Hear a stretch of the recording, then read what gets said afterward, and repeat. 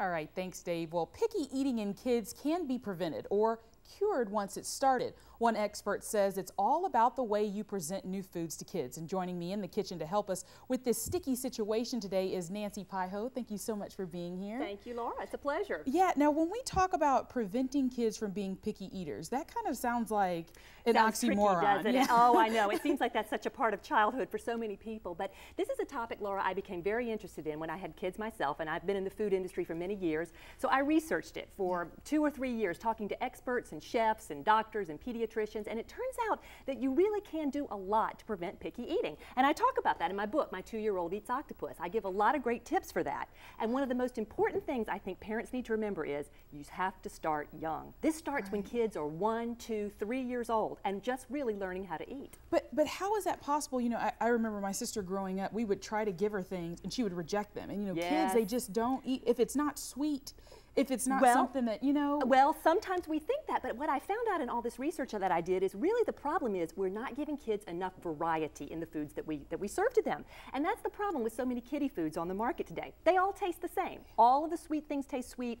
All of the salty things taste sort of salty. And there's no variety in texture or flavor. We don't teach kids how to combine flavors and things properly at a young age, so that when they get older and they're presented with something new, they think, ooh. Well, I see that you brought some of my favorite foods, and I guess I feel like I'm kind of like a kid, but this is some of the stuff that's usually in my lunchbox that I bring to work every day. Well, this is certainly typical for a lot of kids. These are typical snacks, I think, that are marketed to kids, sold to kids, and as we're talking about back to school, as you say, people put this in lunchboxes.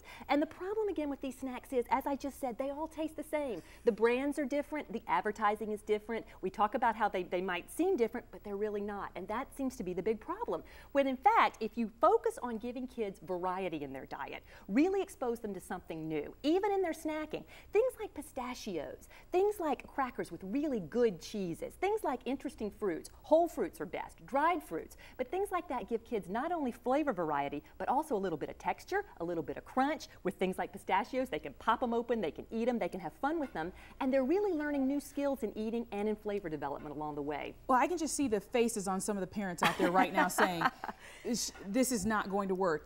If they've got a 6, 7, 8-year-old child that's a very picky eater, that's already started, they don't know how to stop it now. What is something very easy that they can go ahead? School starts next week. School starts next week. What can I do? Well, you know what? A lot of it has to do, I think, with the way we present foods to kids. Our attitude is so important. And so many times I think we make such sweeping negative statements about food. We just assume the kids aren't going to like it.